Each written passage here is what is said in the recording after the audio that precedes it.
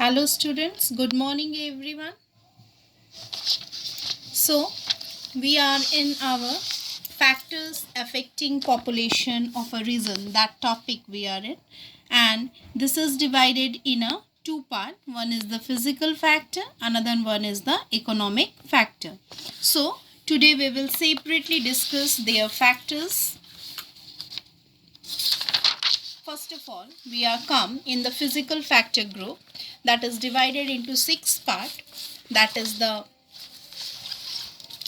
topography, climatic conditions, natural vegetation, type of soil, availability of water resources, and the mineral resources. So, one by one, we will take the topic and elaborately we will discuss upon that. First of all, we will take the topic topography. So, the flat level lands of plains are favorable for human habitation, so thus are densely populated. This is because these plains are better suited for agriculture, that all of we are knowing. The plain lands are very fertile and the better for the agriculture part. The gentle terrain also makes it easier for transportation and the building settlement. So, this is the first topic. Afterwards, the climatic condition. As we know that people always prefer to live in regions of moderate climate and educated rainfall. Places with both extreme heat or extreme cold are much less populated in a comparison. Then the natural vegetation.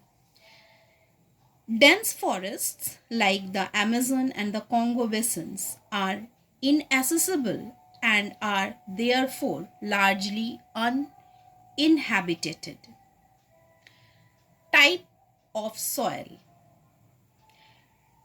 Agriculture being one of the oldest and most common occupation in most parts of the world, and in India the people are dependent, around 70% people are dependent on the part of this agriculture.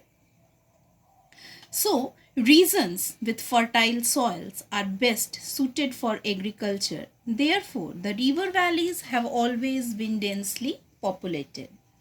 The good example are the valley of river Ganga and the Brahmaputra in India, and another one the Huanghe in China, and another the Nile River Valley in Egypt. That the Nile River Valley Egypt, that we have this type of example we can get in our history part also. Another topic is the availability of water resources. We know, students, that water is another essential and the natural resource, and people are more likely to live in areas where fresh water is easily available. Most settlements grow up near sources of fresh water like river and lakes. The fine example we can find in our history books also. Therefore, the Great Lakes region in the USA and river valleys like those of the Ganga and the Mekong and the Rhine are densely populated. The last topic here is the mineral resources. The availability of rich mineral resource attracts people to settle there. Minerals are the raw material for any form of industries. So, places with significant mineral deposits are places where industries grow, leading to an increase in the population around such areas. Like example, the gold mines of the Coolgardie and Kalgoorlie in Western Australia and the oil fields of the Middle East are the good example of concentration of human settlement even in dry deserts area. Another topic is our economic and social factors. This is divided into four parts, that are the industries, transport facilities, urbanization, and the government policies. First of all, we will take the topic industries. Population is higher in places with better housing, health facilities, educational institution and transport system, etc. So, development of industries in a region provides employment opportunity and hence attracts large number of people to settle there. Therefore, industrial regions are densely populated. Like that, the transport facility is also similar. The regions such as the plain and the coastal area have a good transport network, so they are the densely populated. Urbanization.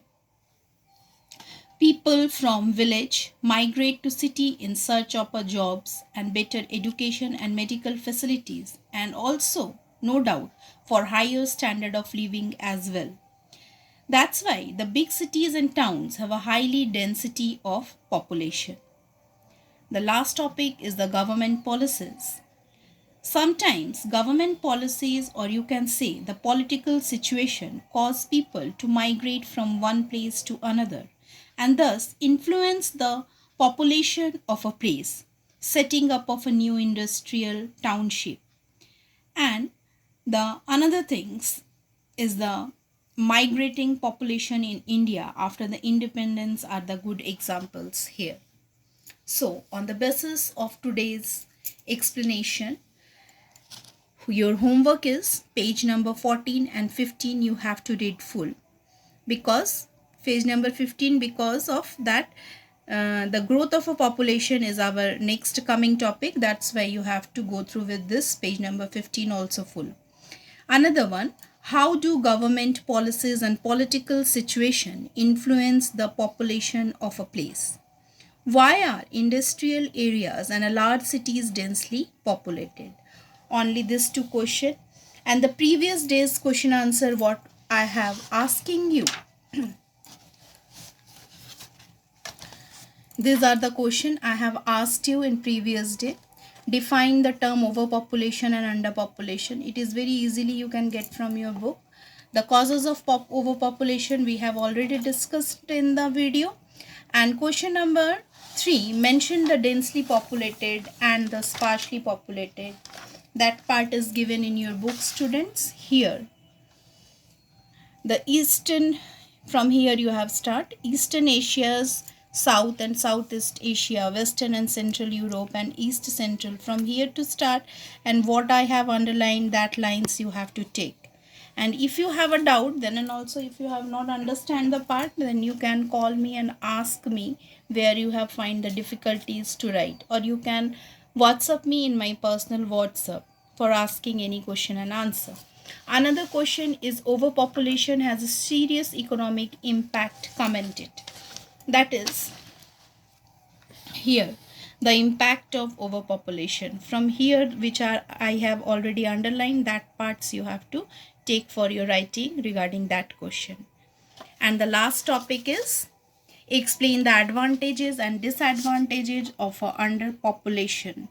The advantage of underpopulation are abundance of natural resources, low pollution, more employment opportunities, low crime rate and easy availability of social and infrastructural facilities such as housing and sanitation, lack of human resources leading to labor shortages is a major disadvantages of underpopulation. So these are the explanation of the question answer. Then and also if you have a doubt, students, you can contact me in my personal WhatsApp, or you can call me. So this is the today's part. Take care of yourself and thank you.